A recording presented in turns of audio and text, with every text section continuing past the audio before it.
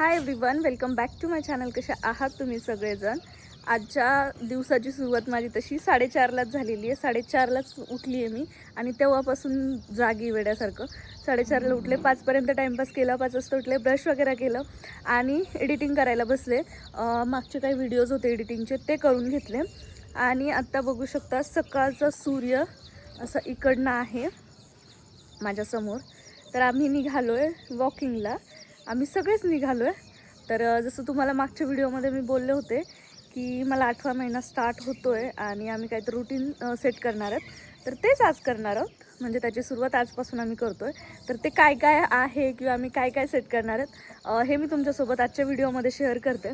त्यामुळे व्हिडिओ शेवटपर्यंत नक्की बघा आणि बाकीच्या गोष्टी मी तुमच्यासोबत हळूहळू शेअर करतेच. बट आत्ता आम्ही निघालो आहे आणि सकाळचं जे वातावरण असतं ना ते खूप फ्रेश असतं. खरं तर छान वाटतं, पण मी रोज उठत नाही. पण आता इथून पुढे उठू. आणि असा पक्ष्यांचा साईडला आवाज पण येतो आहे. इकडे पुढे पक्षी बसलेले आहेत जे की मला दिसत आहेत आणि त्यांचा आवाज येतो आहे. तर बघूत आता, मला पण माहीत नाही आम्ही कुठे जाणार आहेत. सो विजय जिथे घेऊन जाईल तिथे जाणार. बघूत आता, तिकडे गेल्याच्या नंतर तुमच्यासोबत बोलते काय असेल तर. घरापासून इथं यायला ना जवळजवळ 15 मिनिट लागले असून 10-15 मिनिट, कारण मी स्लो चालते आहे. माझ्यामुळे सगळ्यांना स्लो चालावं लागतं आहे. आणि असं झालं तिथून इथं येईपर्यंत ना मला बघा इतका जास्त घाम आला आहे ना की म्हणजे गरम खूप होतं आहे. आणि तेवढ्या वेळामध्ये इतका जास्त घाम आला आहे मला की आता अजिबात चालण्याची इच्छा नाही आहे खरं तर. आणि एवढं एकदम चालते आहे भरपूर दिवसानंतर, त्याच्यामुळं तरी अजिबात इच्छा होत नाही आहे. बरेच दिवस झाले मी काही चालत नाही, काही नाही. पहिले चालत होते, नंतर मध्ये परत स्टॉप केलं आणि आता परत चालू केलं. त्याच्यामुळं ना जास्त त्रास होईल मला असं वाटतं. बघूत आता काय होतं काय नाही दिवसभरामध्ये तर. आणि हे सगळे समोर गेले, बघू शकता. मी एकटीच मागे. मला असं वाटतं आता थोडंसं चालते आणि मग मी बसून घेते, कारण मला इथून परत घरी जायचं. एवढा सगळा त्रास होईल मला अचानक जर एवढं चालले तर. मला वाटतं मी बसून घेते आणि यांना येऊ देते. आता ना हे सगळे तिकडे गेले, दूर गेलेत माझ्यापासून चालायला. मी इथे बसली आहे. भैयाला व्हिडिओ कॉल केला होता, त्याला बोलत बसले. त्याला मी डायलॉग मारत होते की लवकर उठत जा, एक्सरसाइज वगैरे करत जा, असं तसं. तो मला म्हणतोय हा आजच गेली नाही तर तू नको जास्त बोलू म्हणे. तर आमचं असं बोलणं चालू होतं, पण मध्येच त्याला नेटवर्कचा इश्यू आला. मी कॉल कट केला आणि बघू शकता मी इकडे बसली आहे. इथे ना प्लॉटिंगचं काम चालू आहे. म्हणजे काहीतरी बनत असेल, मला नाही माहिती आहे. एक तर रो हाऊस बनत असेल किंवा मग सोसायटी वगैरे काहीतरी, कारण तसंच आहे. इथं प्लॉटिंग पडते आणि ह्याच्यामध्येच लोक चालायला येतात, भरपूर लोक येतात ते आणि इकडनं तिकडनं. तर मी मध्येच बसली, मला कसं तरी वाटतंय. सगळेजण येतात जातात आहेत, तोंडाकडे बघतात ते, पण काय ऑप्शन नाही आहे. मी एवढं नाही चालू शकत. आता हे लोक येईपर्यंत मी इथं बसते, त्यानंतर मग घरी जाऊ आणि बाकी घरी गेल्याच्या नंतर बाकीचं जे रुटीन आहे ते तुमच्यासोबत शेअर करते. ही इकडे एक गोष्ट बघा, मी वॉकला आली आहे पण मी चप्पल घालून आली आहे ॲक्च्युली, कारण मला कुठल्याच चप्पला बसत नाही आहे आणि माझे जे शूज आहेत ते पण मला बसत नाही, खूप जास्त टाईट होतात. आता ही चप्पलच बघा किती जास्त रुतली आहे ना इकडनं, पण काय करणार आता, ऑप्शन नाही आहे. हे पाय पण माझा असा दबला गेला आहे खाली, कारण ते सुजलेलं आहे आणि त्यात असं टाईट काही घातलं की अजून जास्त हे होतं. तर मग शूज मी काही घातले नाही आणि हे असं चप्पल घालून आली आहे. तर मलाच विचित्र वाटतंय ना. बघा पूर्ण शेत आहे साईडने. मला अशी फिलिंग येते की मी गावाकडे झाली आहे. जसं आमच्या जे शेतामध्ये ना गावाकडे असंच वाटतं सकाळी सकाळी, कारण आज माझ्या आजी आजोबा ना पहिले शेतामध्ये राहायचे. खूप वर्ष राहिले ते शेतामध्ये आणि आता मग घरी गावाकडे शिफ्ट झाले. तर आमच्या घरापासून शेताचं अंतर जास्त काही नाही, 15 मिनिटाचा रस्ता आहे. तर मग सुट्ट्यांमध्ये किंवा शनिवार रविवार ना आम्ही शेतामध्येच थांबायचो आजीबाबांकडे. तर तिथे असं सकाळचं वातावरण असायचं, मस्त सूर्य उगवलेला, बाजार आम्ही झोपलेलो आणि असं साईडचं वातावरण असायचं. तर ते सेम तसंच वाटतं, कारण इकडे ज्वारी लावलेली आहे, त्यामुळे मला त्याची आठवण झाली. तर बघूत आता, चला मी इथेच बडबड करते, आपला व्लॉग असाच मोठा होईल. त्यांना येऊ देते मी आता, कॉल करते कधी येत आहे तर, कारण ते भरपूर दूर गेलेत आणि मग बघते. तर चला.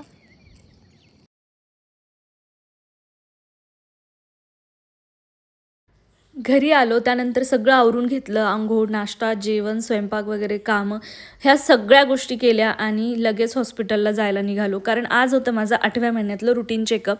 आणि रुटीन चेकअप असलं की मला जरा टेन्शनच येतं की डॉक्टर काय बोलतील काय नाही. आणि होतं असं की आता डिलिव्हरी जवळ येते, त्यामुळे माझं टेन्शन अजूनच वाढतं आहे. एकतर झालं असं, आम्ही हॉस्पिटलला गेलो आणि तिथे डिलिव्हरी चालू होती. 2 पेशंट ऑलरेडी होत्या डिलिव्हरीसाठी, एकाची चालू होती आणि एकीची बाकी होती. त्यामुळे अजून जास्त वेळ लागणार होता.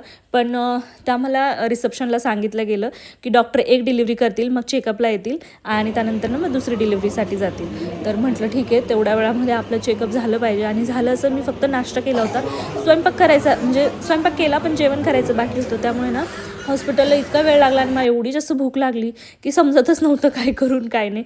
बोर होऊ लागलं खरं तर, झोप पण येत होती झोप न झाल्यामुळे. आणि विजयने तर डायरेक्ट इथे झोपूनच घेतलं.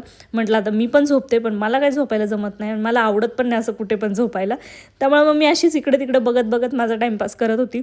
फायनली डॉक्टर आले, चेकअप झालं. त्यानंतर मग मला पुन्हा ब्लड टेस्ट सांगितली.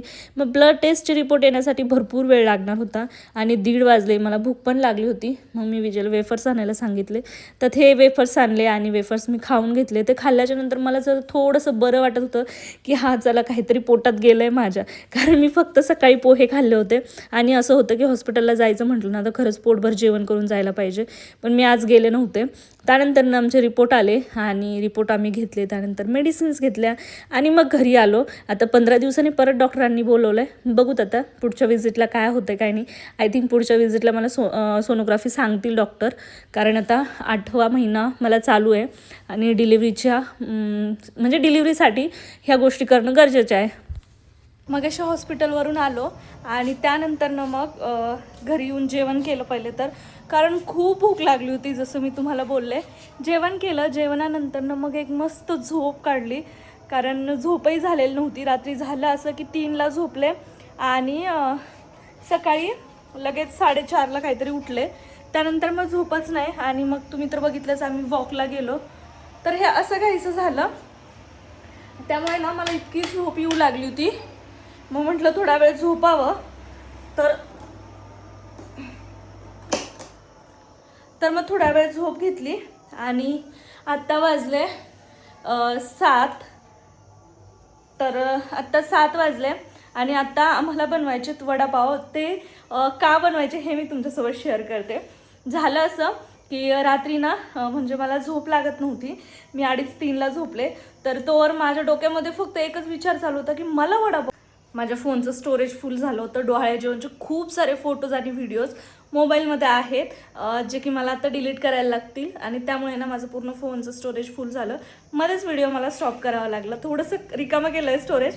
आता जेवढा होईल तेवढा व्हिडिओ शूट करते, मग बाकीचं बघूयात. तर मी तुमच्यासोबत हे शेअर करत होते की रात्री मला इतका जास्त वडापाव खाण्याची क्रेविंग होऊ लागली की मला समजत नव्हतं मी काय करून काय नाही. तर त्यामुळे सकाळी उठल्यावरती विजयला म्हटलं की मला वडापाव खायचे. तर विजय म्हणे पुण्याला जसे वडापाव मिळतात तसे इकडं मिळत नाही, सो तू वडापाव मागू नको, त्यापेक्षा आपण घरी बनवूयात. घरी अनलिमिटेड खाता येतील, जेवढे पाहिजे तेवढे तू खाऊ शकतेस. म्हटलं ठीक आहे घरी बनवूयात. तर मग आम्ही हॉस्पिटलमधून येता वेळी वडापावचं सर्व साहित्य घेऊन आलो. सगळं होतं घरामध्ये, फक्त बटाटे आणि पाव नव्हते. तर ते घेऊन आलो आणि आता छान असे वडापाव बनवणार आहोत. तर पाणी संपलं होतं. विजय नाही, दोघेजण जार आणायला गेलेत. ॲक्च्युली आमचं फिल्टर आलं आहे, बट इन्स्टॉलेशनसाठी कुणी माणसं आले नाही आहेत. तुम्हाला दाखवते, तिकडे कोपऱ्यामध्ये फिल्टर आहे. आम्ही 2 दिवस झाले आम्हाला ते रिसीव झालं, पण इन्स्टॉलेशनसाठी अजून कुणी आलेलं नाही आहे. इन्स्टॉलेशनसाठी जेव्हा येतील तेव्हा मग आम्ही फिल्टरचं पाणी पिऊ. खरं तर इथं फिल्टरच्या पाण्याची खूप जास्त गरज आहे, नाही तर मग जारचं पाणी आणावं लागतं. आपण हे पाणी नाही पिऊ शकत, कॉर्पोरेशनचं म्हणा किंवा मग बोरिंगचं तर नाहीच पिऊ शकत. त्यामुळे फिल्टर आम्हाला घेणं गरजेचं होतं. सो ते सुद्धा घेऊन टाकलं. आणि इकडे आल्यापासून आमचा खूप जास्त खर्च होतोय, अफाट खर्च होतोय आमचा. म्हणजे ते खर्च मोजण्यापलीकडचं आहे. पण चला, असो, लागणाऱ्या वस्तू होत्या सो त्या घेतल्याच. तर आता आम्हाला वडापाव बनवायचे आहेत. बघूयात, एक एक गोष्टी तुमच्यासोबत शेअर करते. पहिले तर मी फ्रेश होते, झोपेतून उठले, फक्त केस बांधले, तोंडावर पाणी पण मारलं नाही, घरामध्ये झाडू मारला आणि लगेच तुमच्यासोबत बोलायला घेतलं. तर चला, आधी फ्रेश होते आणि मग बाकीची तयारी करायला घेते, तेव्हा तुमच्यासोबत भेटते. आता सगळ्यात अगोदर तर ही गोष्ट तुमच्यासोबत क्लिअर करते की मला आता असं होतं आहे की कंटिन्युअसली ना व्हिडिओ शूट करता येतच नाही आहे किंवा होतच नाही आहे माझ्याकडनं. जशी मी आधी तुमच्यासोबत व्हिडिओ शेअर करायचे ना, की एकदा व्हिडिओ स्टार्ट केला की प्रत्येक गोष्टी मी तुमच्यासोबत शेअर करायचे, तसं आता माझ्याकडनं होत नाही. म्हणजे मला मध्ये ना असं खूप कंटाळ येतो किंवा मग झोप येते आणि त्यामध्ये माझ्याकडनं व्हिडिओ शूट करायचं राहून जातं.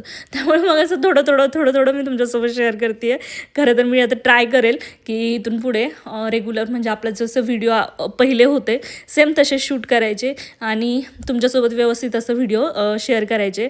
मला प्रेग्नन्सीमुळे खरंच आता होत नाही, म्हणजे खूप जास्त टेन्शन येतं काय करायचं म्हटलं तर. त्यामुळे मी लोडच घेत नाही आणि असं वाटतं ठीक आहे जसं होईल तसं होईल, काही नाही होते, 2 महिने ॲडजस्ट करायचं फक्त.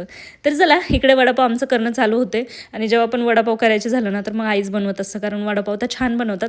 बाकी चटणी बनवायचं आणि ह्या सगळ्या गोष्टी माझ्याकडे असतात, त्यामुळे मग मी ते बनवत होते. आता सुकी चटणी, आणि आम्ही जी सुकी चटणी असतो ना ती खोबऱ्याची न बनवता जे आपण बेसनाचा घोळ बनवतो तो जसं बुंदीसारखा तळून घेतो आणि त्याची चटणी बनवतो. त्याच्यामध्ये लाल मिरची पावडर, लसूण आणि थोडंसं मीठ घालून मिक्सरला वाटून घ्यायचं. ती चटणी पण खूप छान लागते.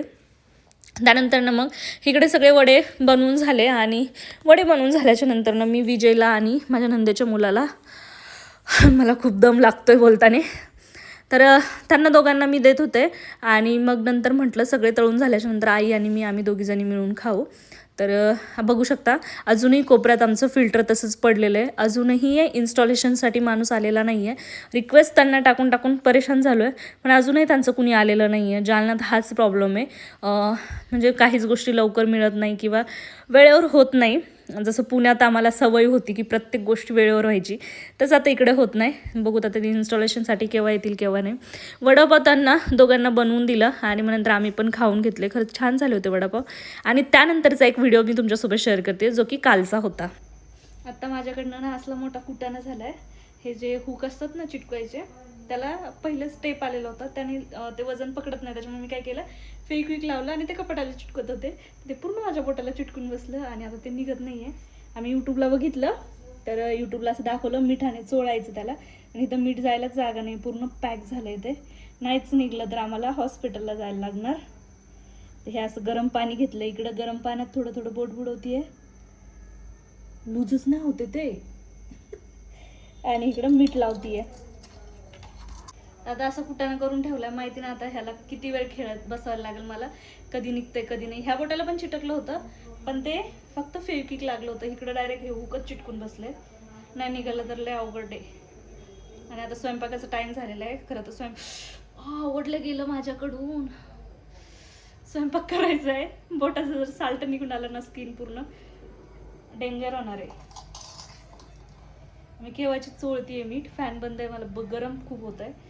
तर चला आता हे निघाल्यावर तुम्हाला भेटते मी. फॅन लावते पहिले, फॅन लावल्यावर माझा आवाज तुम्हाला येणार नाही, त्यामुळे आपण नंतरच भेटू. मी ना आत्ता थोडंसं ओढून बघितलं होतं हुकाला या, तर पूर्ण एक साईड तर मोकळी झाली आहे, खालची थोडीशी साईड बाकी आहे. ते दुखतंय पण ओढताने. बघू आता तेवढी साईड जर निघाली ना लय बरं होईल.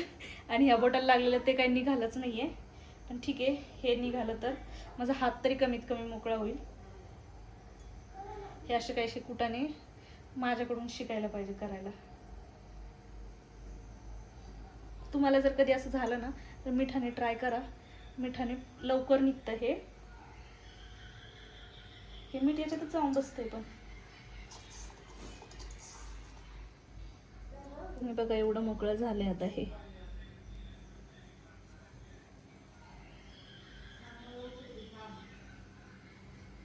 हिथून चिटकलेलं आहे ते, इकडून निघत नाहीये.